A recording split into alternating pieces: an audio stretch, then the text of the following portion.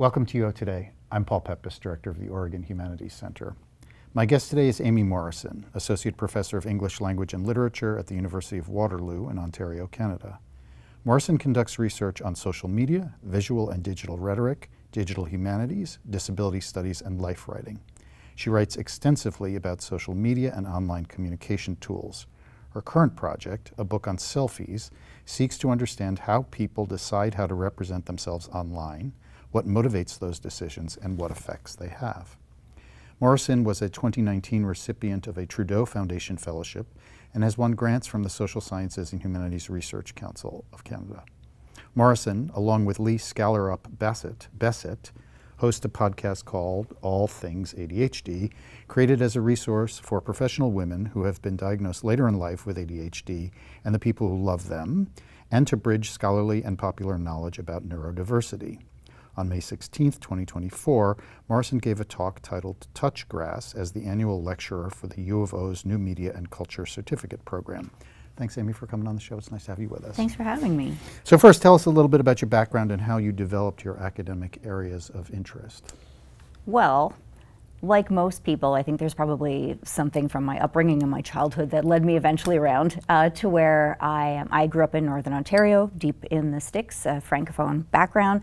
My dad was a computer science professor at the local college, and that's what I wanted to do until I was the only girl in all of my computer science classes. And was being made fun of for the things I wanted. Nobody wanted to do group work projects with me. I got the highest grades, but I didn't win the award because a guy needed it for his future. And then, so I went into English from that. And then when I was finishing my undergraduate degree in like the early to mid 90s, I started leading workshops on how to use the internet for academics at a computer assisted writing center at York University. I learned web coding, and it just brought me back to my programming days. And I switched into new media studies when I started my PhD, wrote a history of the personal computer for my dissertation, and now I fart around on the internet for a living, and I enjoy that quite a lot.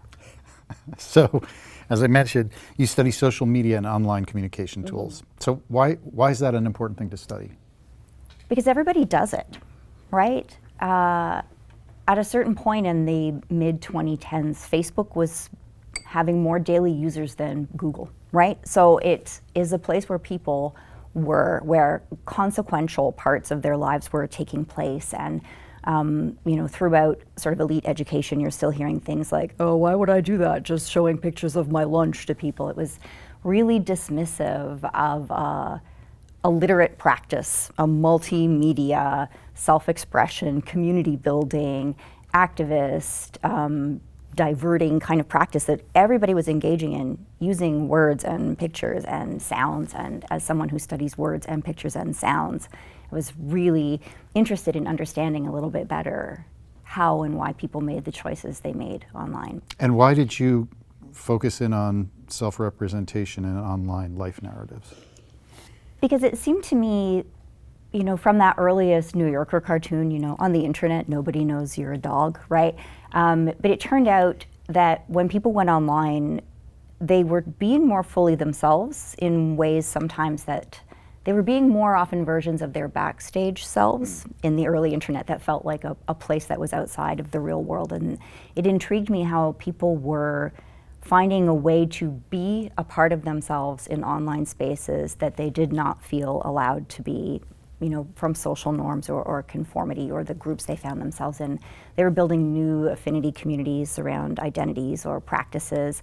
And it was really a flourishing and exciting space for a while before it became compulsory for everybody and developed its own sort of social norms and social rules. And I was just reading today that Hinge now lets you have a block list of words or cliches that if somebody puts them in their profile, like I love tacos, you can just block them, right? So it seems a lot of our social word is based on the words that people are using to describe themselves in dating profiles. And as a life writing scholar and an English scholar and a rhetoric scholar, it's like, why wouldn't I want to be there? That's where the people are.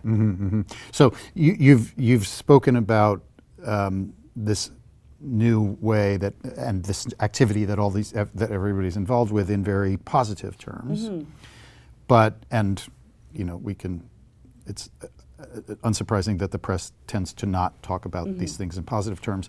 So what do you say, I mean, are the kind of critiques that people are not being themselves, that they're pretending to be other people, that they're abusing people online, bullying online, et cetera, et cetera? What's your response to those? Those things are true too, right? So at this point, it's not the early 90s anymore. It's not like Usenet groups, right?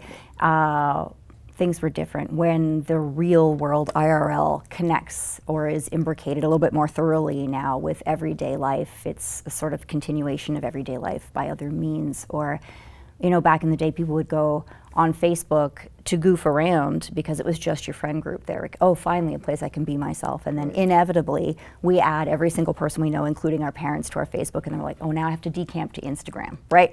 Because it's too much is happening on Facebook and I can't really be myself and there's too much drama. And like, I wish my mom would stop tagging me in posts, and right? And then we go to the next thing, which is more private and insular. And then inevitably, again, we wind up growing and growing and growing our networks despite ourselves. Instagram used to be a great place to post your photos and share with your friend group what was going on. And then it became about being beautiful, right? It became about influencers and latergrams and using fancy cameras and then the editing and then posting it later and, you know, creating FOMO in others. There's always going to be this element of competition in human sociality, and I think social media can really exacerbate that tendency to compete in us because, like, as the scholar Alice Marwick has written about, that social media is full of proxies that allow us to make calculations or tabulations about they like us, they really like us, right? This many likes, or if it doesn't get this many comments in a certain amount of time, I'm just going to take it down because it's embarrassing how unpopular I am, right? So there are ways that we can track, almost like quantifying our social lives, that we are drawn to despite the harms it brings. So I think we escape to social media platforms when they're new and we enjoy what they offer us in terms of freedom, and then we just rebuild the things we were running away from. Okay, so you're writing this book on selfies. So first of all, why? And tell us about what's going on in that project. What are you learning from writing about selfies? I've been writing about selfies for a long time and teaching graduate courses in selfies, and I've done a lot of media about selfies too, and everybody's always like really down on selfies. I had an interviewer, the CBC once, was like, why is everybody doing these things? And I was like, Mark, how many selfies do you have on your camera roll right now? And I could hear a producer like chuckling in the background, right? Everybody says they're stupid, but everybody takes them, right? For a variety of different purposes and a variety of contexts. Like, I don't know if you remember from a couple of years ago, that Dolly Parton meme that she did, you know, this is me on Instagram, this is me on LinkedIn, right? It's like in the Playboy bunny outfit was like for one site, and then for LinkedIn was a business suit and stuff. So there's a whole sort of visual rhetoric of self-presentation developing around where do you post selfies on this platform, not that one? Or what is the angle that you take, or what is the bodily gesture that indicates that you know what the trends are, but you're a little bit ahead of them, right? The visual language and the visual literacy and competence that are required for people to partake in that culture is quite sophisticated. Even if everybody has an iPhone and they're just turning it around towards themselves, it's really easy to take a bad selfie. I mean, you can ask my dad. I'm always getting pictures of my dad from like underneath his chin and the nostrils and the ceiling fan. He's like, is this better? I'm like, it's not, right? So we tend to deprecate the skill at doing it as being a product of vanity or shallowness. But then I would say to those people, can you take a good one? And often they can't. So that interests me. So on this question of the visual literacy required to take selfies well, visual literacy is obviously required to analyze selfies well. So say a little bit about that. I mean, you computer science, English. Where's your visual training coming from? I have a background in fine art photography too. So my dad was a computer science professor, but my dad's brother, Richard Lohr, is a fashion photographer, documentary filmmaker.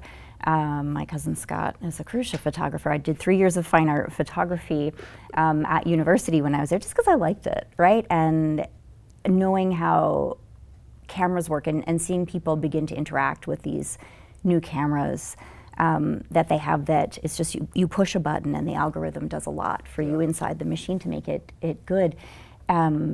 It seemed like not a lot of people were able to quite describe what was happening in that photographic plane, or how Instagram filters were replicating, effects you could do in the dark room, or something like Hipstamatic, if you remember. It was like it was an Instagram competitor app that was made to look like an old camera. You could select your film stock on it and stuff. Very nerdy. So I've always really loved photography and this explosion of everyday photography by everyday people who got quite good at taking certain types of what look like red carpet photos, the sort of step and repeat, look cute, nice background, hip out, shoulder to the side, right? Like, how did people learn how to do that? It was very interesting to me. So another of your areas of scholarly expertise is disability studies, which I mentioned. How do you understand that field and why its work is important? Well, critical disability studies, I think, is really interesting in that it considers that a lot of disabilities are an interaction of environment and embodiment, right?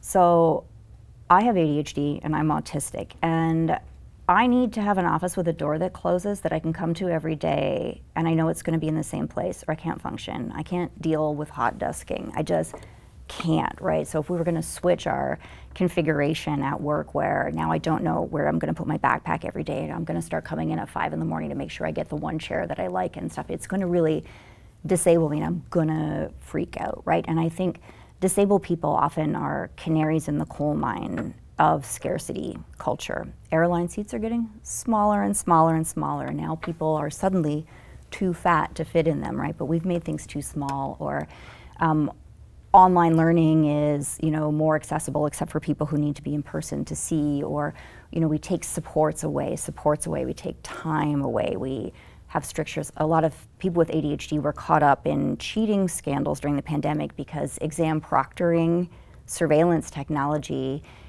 flags as suspicious if you're looking around in different places or if you're fidgeting too much. But I don't know that I would be able to control what my body does when I'm trying to think, and I don't know why I would have to. So often when we make the world a little bit worse for people to live in, the first people to suffer from that are disabled people who have long developed a practice of being quite eloquent about the way that the built environment, like both in terms of our social institutions, our person environment, and our built environment, create conditions that are unhealthy for all of us and just unworkable for some of us. And I think they're best able to offer, that first warning when things go south. So you write and podcast about your experience as a professional and an academic with a later in life diagnosis of ADHD. Yeah. Do you want my joke about this? Sure. It's a great joke. So I don't know if you know, but ADHD and autism is highly heritable, right? It runs in families, and I got it from my kid, right? Because my kid was flagged for diagnosis in elementary school, right? And I was like, no, there's nothing wrong with them. They're just like me. I mean, they do this. Yeah, well, of course. I mean, I did that too. Everybody does that. And they're like, no, right? And so they came back like, oh man, this kid's super autistic. I was like, no, they're just like, oh no. It took me a long time, right? So I think that's an experience a lot of Gen X people are having, right? And then after that, their parents are also having, right? As the sort of more finely tuned diagnostic apparatus in schools is now lifting kids out.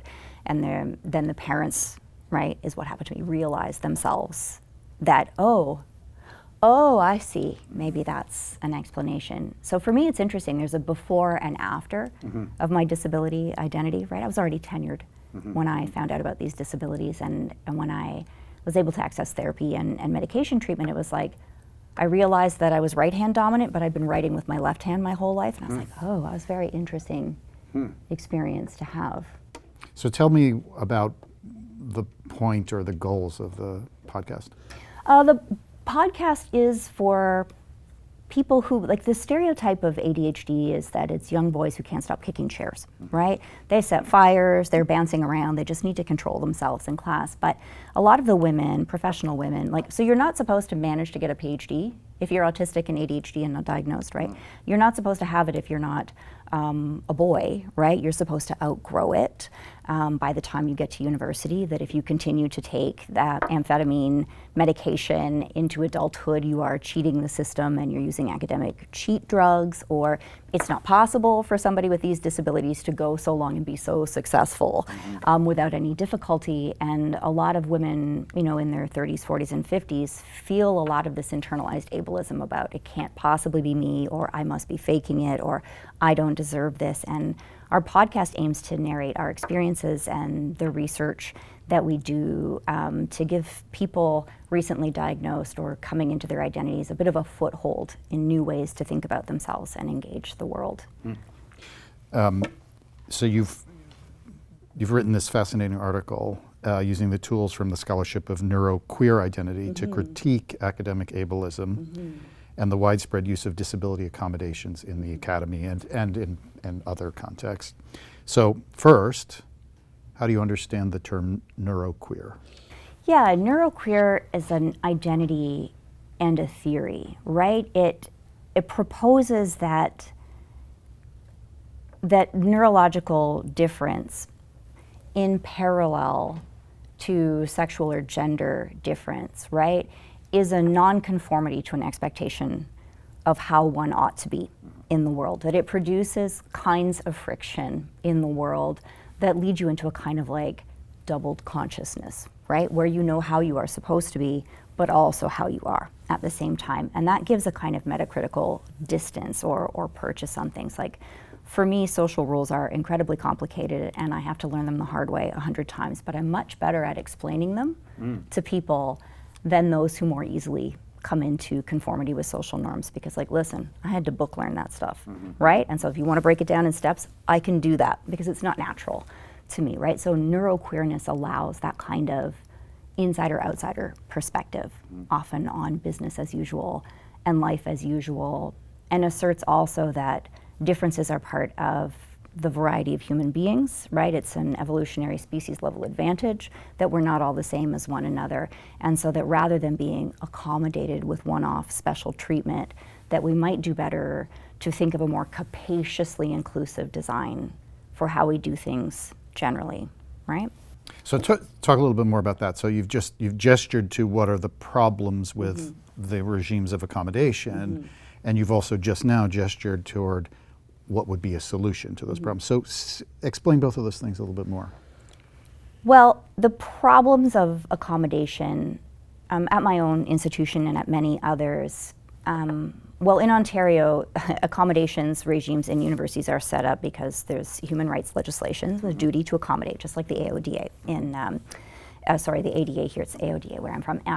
So there's a legal duty to accommodate, which poses a liability risk to an institution that does not live up to its duty to accommodate. And back in the day, a student would go to a professor and say, I need more time on this test. And the professor would say, like, if you can't write the test in the time, then you shouldn't be in university, right? Uh-oh, now the university is going to get sued, right? So accommodations offices are set up originally to manage reputational and legal risk, right? Taking away from professors the capacity to say something illegal to a student requiring accommodation. Now, to get that buy-in from professors that when the accommodations office sends along a request, extra time on exams, or can wear headphones, or hand assignments in late, in order for professors not then to revolt against that, there's a kind of regime of hardship required by a student. You can't just walk into the office and say, you know, I'm partially deaf, so I need to have recordings of this, or what have you.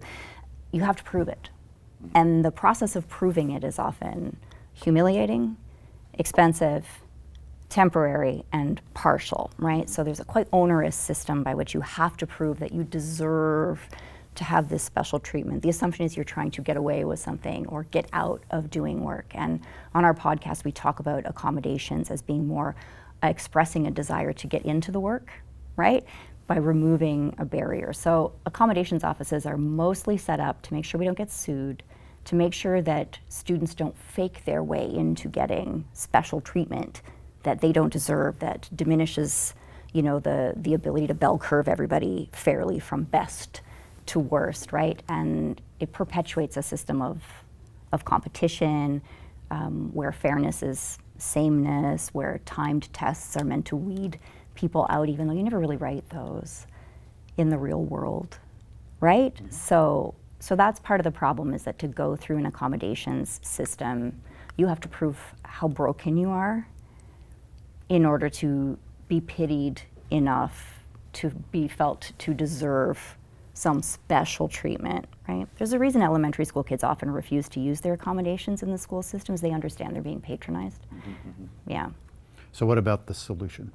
Well, the solutions, I've been magicking these up myself because I was receiving an awful lot of requests as a faculty member for accommodations from students. It was kind of like whack-a-mole, and my executive function is like a sieve, right? I can't handle one-off. So I thought, how can I redesign my courses so that people are not going to have to ask me for accommodations anymore, but in a way that's not going to produce a need for accommodations for me. So like often you get requests for volunteer note takers for some students, and I've broken my students into groups of 4 or 5 in every class, and they rotate weeks where the group does the note taking. So even if there's a student in that group who has the note taking accommodation, they do the proofreading after, right? I'm like, it takes a village. Let's do this. And it's intellectually valuable for them. And then nobody asked me for my lecture notes either, right? Because students are doing collective note taking. I've stopped doing stepped assignments, do the intro, do the next bit, do the other. Because if a student misses one, they can't do the rest of them. I do shorter assignments that are discrete from one another. A lot of students do really well at the beginning of term and have a lot of difficulty at the end of the term. So I've been trying to spread the weight 20%, 20%, 20% across the term, so that if you do great in the first 6 weeks, you're going to pass the course, right? Other courses, it doesn't matter what you do in the first 6 weeks, it's what you do in the last 2 weeks, right? So I have fewer incompletes, being filed. I have fewer note taker requests. I usually write an exam text that you could do twice in the amount of time that we have, so I have fewer requests for extra time on exams. My students help me write the exam questions because I also don't want to trigger their anxiety about that. They do presentations in groups too. They're groups of 4 or 5, so the students who are anxious don't have to on day 1 start speaking in front of 40 other students. I just try to design the kind of classrooms that I think I would have benefited from. And when students tell me what they need, I learn what people who are different from me would have benefited from. And it's turned out to be a lot less work for me as an instructor. I've Tom Sawyered it. I get them to do a lot of the work of teaching and learning in the space. And it saved me a ton of paperwork. So the article that I read of yours on this topic didn't speak in the kinds of specific academic ways that you just did, but like what I do in my classroom. Have you shared this information with people? Yeah, I did a keynote at the Digital Pedagogy Institute that's held with University of Toronto, Toronto Metropolitan University, and the University of Waterloo a couple of years ago. And it was like crossing the Rubicon, which was like an A+ pun, honestly, about inclusive pedagogy in a digital age, right? So many of our digital tools now that we see as conveniences are quite centralized surveillance tools that make students do a lot of sort of completion activities to demonstrate how hard they're working, and then you can track how many minutes they're on the site, and a lot of it looks convenient but is not really accessible to a lot of people and can produce a lot of extra work that doesn't mean very much. And so I've been thinking about how we can make use of digital tools to make our classrooms a little bit more humane and inclusive, right? So the group notes that my students do, they do them in a Google Doc. Like I own these Google Docs and they sign them, and then the Google Docs are already linked on our LMS because our LMS doesn't allow for students to post material to the content parts. You can just do discussions. So I leave these blanks in there and then they fill it in. I don't even have to post it for them, right? So they are adding content into the course site, and I teach them how to do it, which is better than doing all the notes myself and dealing with note taker requests. So I'm trying to use the tools to make life a little bit less hard. Ah, so innovative. Well, listen, it's because I'm lazy, right? Like it's not that I'm lazy. See, that's the ableism, right? So for most of my life, I got tenure with no diagnoses, and you can imagine that was difficult, right? I was probably hiding how much I was struggling from people. So I have learned, as many neurodivergent people do, to produce very high quality work at the last minute or by cutting corners, right? So I've become very efficient because I have to, because I can't handle just stacking more hours of work on or more boring tasks. I can't function like that. So these are accommodations as much for me that come from some of the strengths that I have as somebody who's always had to figure out how to work smarter because I'm not going to work harder. I can't do it. So you also have expertise in digital rhetoric. And given that we're living during the generative AI craze, what are your thoughts about the advent and the hysteria? Well, it's not generative, right? It is, like, let's be clear on this language, right? It is not intelligent. It is, the cultural critic and novelist Cory Doctorow says that what ChatGPT can make for you, it's not writing. It's automatic, plausible sentence generation, right? So it's just like, has an enormous database, right, of all of human culture. They have to cut through whole areas of like Virginia now to build new power stations to power the data centers. And it's just brute force comparing token against token, token against token. Do these two go together? Sure. It doesn't know words. It doesn't know grammar. It doesn't understand concepts. It knows statistical probabilities based on resemblance, right? It's a magic trick. It's the mechanical Turk, right? The magic that we see in it, it's not a machine that can play chess against you. There's a human being hidden inside, right? Except the human being hidden inside generative AI is the entire sum of human culture that you could scrape off the internet, right? So the person living inside the machine is literally everything that anyone has ever produced. And ChatGPT is still making like real dumb mistakes, right? About basic matters of fact. A 2-year-old has more common sense, right? More understanding, because generative AI just narcissus-like has us look in the mirror of our own culture and misrecognize our own intelligence as external to us. So you have this wonderful article called Writing in AI, or AI in Writing. Thanks. And one of the things you do is part of it is written by AI. Yeah. And the rest is written by you. Part of it is generated. Generated by AI. Yeah. So you say some amazing things in that article about what it means, the impact of AI on writing. So let's talk about that. I notice that you're smiling when you're talking about it. I get a lot of emails about that piece. People love that piece. It was human, right? And I'm getting like fan letters from undergrads and like professors, and it's like really weird. And I was like, oh, that's what writing is. It's connection, right? And you're talking about it and smiling about it. Like ChatGPT could never, right? It's like, here's a series of abstract nouns where it's like, if you teach undergrads, you know, like they have this mode of writing that's like topic words, sentences, semicolons, formality. Did I do it? Right? And that's what ChatGPT does. Like, those are awful to read. Like, we don't want to read them. Students don't know what they're talking about. They're like running out the clock, right? They're like, if I use enough topic associated words for enough pages, I will pass. They're not trying to communicate anything, and they don't know what they're talking about, right? So if you read, the generated text that these tools produce, they are trying not to be wrong, right? They won't say anything very specific.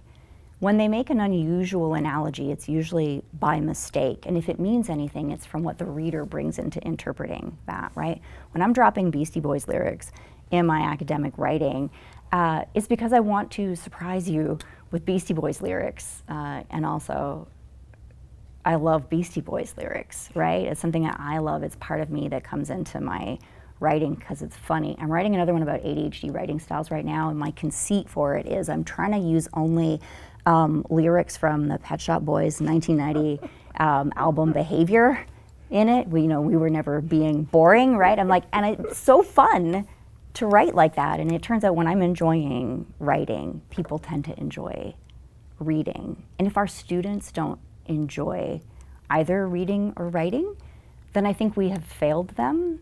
And like maybe we need to rethink why, as graders of student work, we prefer what generative AI produces to what students produce. So Aimée, on that note, I'm sorry to say that we're out of time. It has been a huge pleasure talking to you. Thank you so much for taking the time to share all your interesting reflections on many different topics with us today. So happy to have this conversation with you. Thank you. I've been speaking with Aimée Morrison, Associate Professor of English Language and Literature at the University of Waterloo in Ontario, Canada. She gave a talk titled Touch Grass on May 16, 2024, as the annual lecturer for the U of O's New Media and Culture Certificate Program. Thanks so much for watching.